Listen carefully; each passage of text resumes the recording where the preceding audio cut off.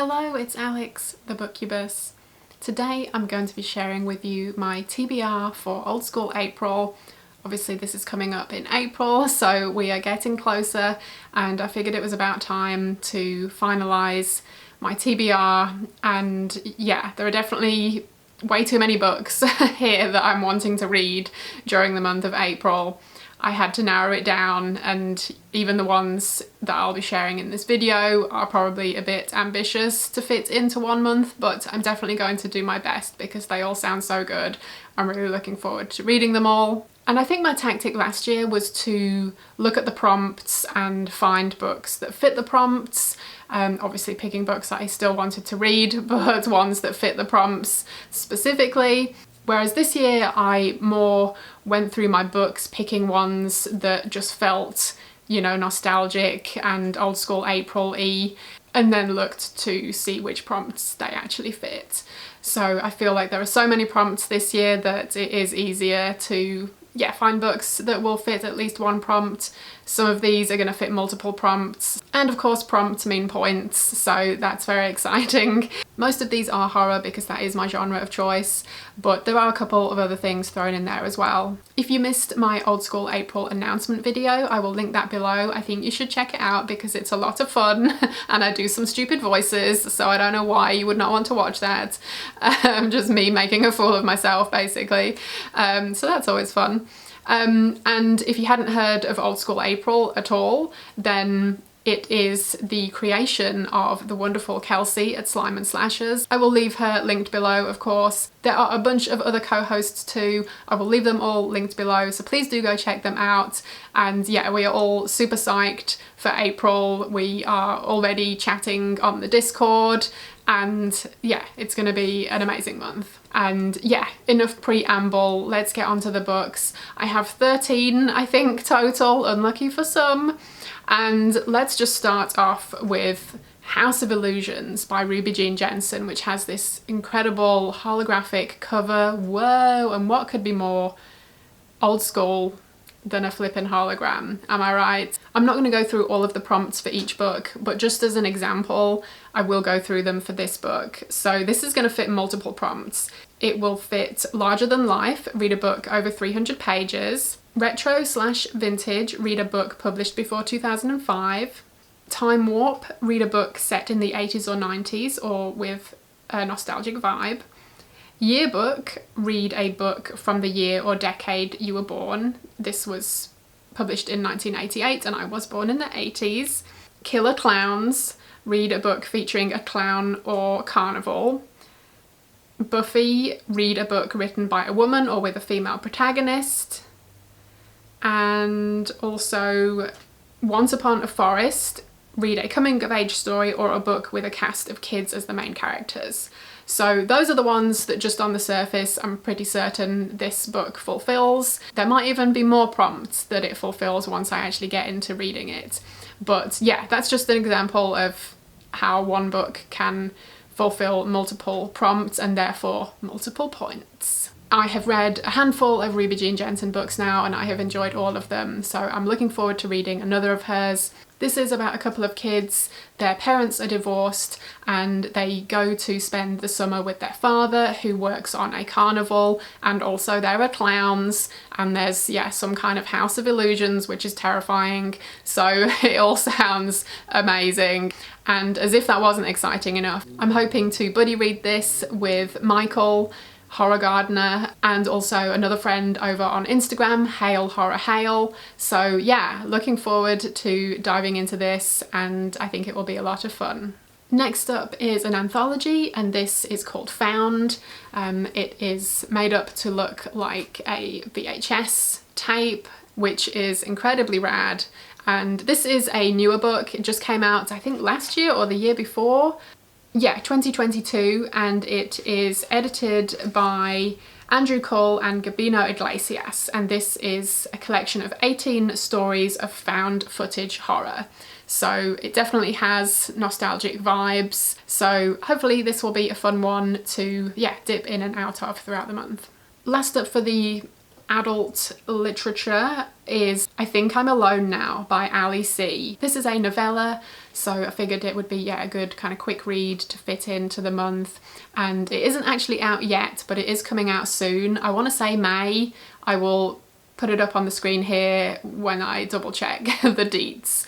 But the author was kind enough to send me an advance copy of this.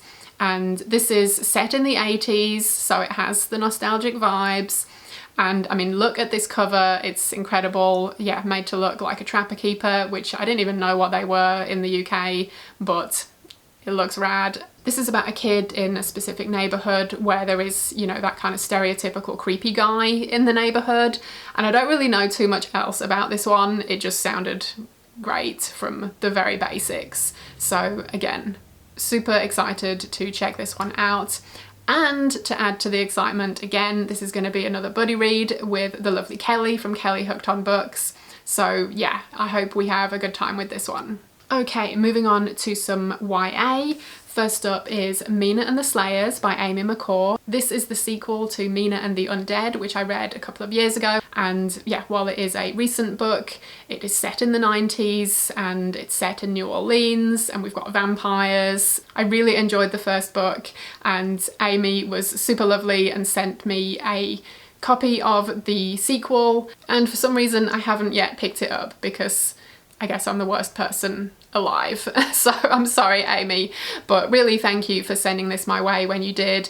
And I am finally getting around to picking it up and excited to see what happens next in this series. And also, Mina and the Undead and the sequels are the host recommendation of Christine at Secrets Read. So I will be, getting an extra point for that. Okay, continuing with the YA, but we're going vintage now.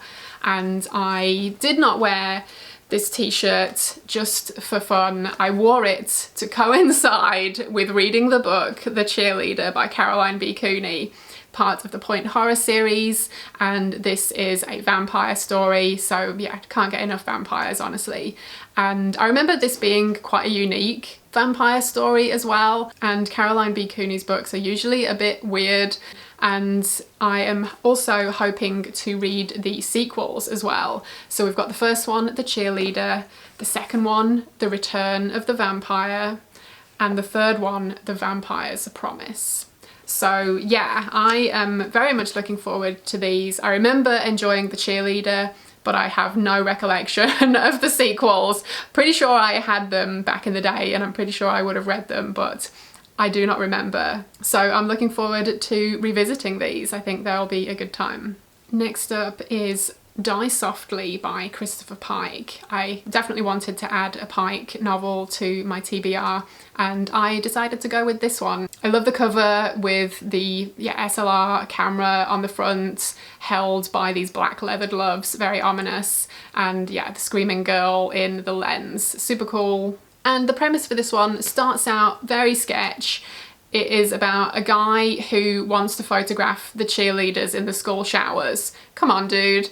Don't do that. Anyway, he hides a camera in there, and when he gets the roll of film developed, he finds he has caught more than just some naked girls. And yeah, a mystery ensues. So this one actually sounds really good. And again, I'm excited to read it. I do like a bit of Christopher Pike, but he sometimes is a bit hit or miss. So I'm hoping this one's a hit. Next up is Nightmare, Can You Beat the Challenge? This came out in the late 80s and it was a tie-in to the TV show Nightmare, which was one of the best kids TV shows in the UK. I was obsessed with it. It was kind of like a Dungeons and Dragons inspired show, but it would actually have the people playing the game kind of go through it in this like virtual reality thing, which for the 80s was pretty high tech and pretty ahead of its time. And it was just super cool. I absolutely loved that show. And I remember my sister picked me up some of these books that I think she found in a charity shop years ago. And they have been sitting on my shelf, I guess, waiting for this opportunity to finally pick one up.